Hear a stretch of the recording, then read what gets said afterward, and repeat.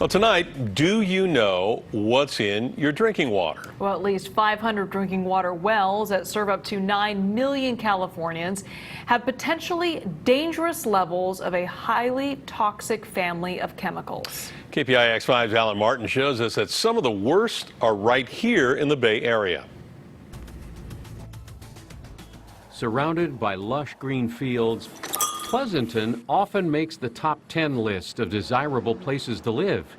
But a new list just out is nothing to boast about. And I was just floored. That was Jill Buck's reaction when she found out her town made the top 10 for dangerous drinking water. Pleasanton relies heavily on groundwater for tap water, but stopped using one of its wells last fall after state-mandated testing found it contained potentially unsafe levels of two chemicals that are part of a family called per- and polyfluorinated chemicals, or PFAS. It's persistent, it's bioaccumulative, so it doesn't just enter your body and flush right out. It stays, and the health impacts are grave. Developed in the 1940s by DuPont, PFAS were first used to make the non-stick material in Teflon pans.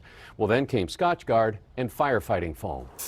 Now the chemicals are everywhere around us, from shoes to furniture, carpeting, and food packaging.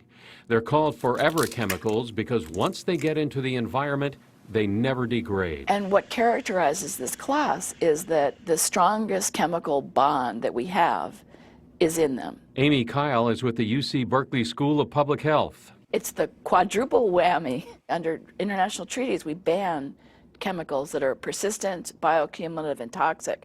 This one, some of these are all three, and also mobile in water. So it's not only bad, but it's going to get everywhere. According to the Centers for Disease Control, the scientific evidence linking PFAS exposures with harmful health effects is increasing. Some studies have shown that exposure to certain PFAS might adversely affect growth, learning, and behavior of children, lower a woman's chance of getting pregnant, increase cholesterol levels, affect the immune system, and increase the risk of some cancers. At DuPont, better living through chemistry. It's our DNA. Funding for much of the research came from the landmark settlement of a lawsuit against PFAS manufacturer DuPont, which was profiled in the critically acclaimed film Dark Waters. One of those risks is PFAS. It led the U.S. Environmental Protection Agency to begin testing for certain PFAS in drinking water and to issue a federal health advisory. But 5 years later, PFAS chemicals are still not regulated. It's not regulated when it goes up into the air. It's not regulated when it gets dumped into the wastewater. It's not regulated as a hazardous waste. As a result, manufacturers do not have to disclose if or how the chemicals are used, and there are thousands of them. I have to give federal EPA an F because they're allowing all these things to be used in ways that is letting them accumulate in the environment and not even doing the most basic step of identifying what they are and how you can measure them. With little federal guidance, states started stepping up. California started requiring testing of drinking water wells for PFAS last year. 11 wells in the Tri-Valley area contained levels high enough to trigger notification to residents.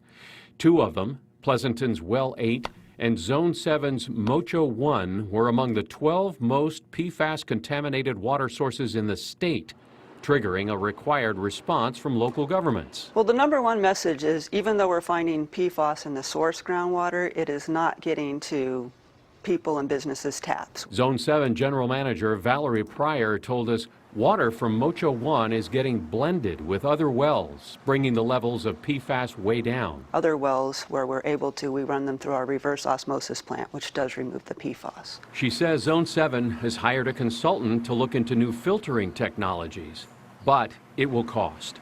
The state has identified airports, landfills, and former and active military bases as possible sources. Whoever is responsible should help pay for it. But for now, that remains a mystery, leaving the cleanup bill most likely to local residents like Jill Buck. We need to know where this is coming from so that it's not just a continuous cycle of taxpayers cleaning up somebody else's mess. Congress has ordered the removal of PFAS chemicals in military firefighting foam by the year 2024.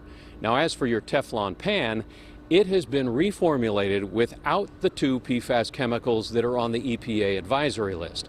However, other PFAS chemicals are still being used without the requirement to disclose them. In San Francisco, Alan Martin, KPIX 5.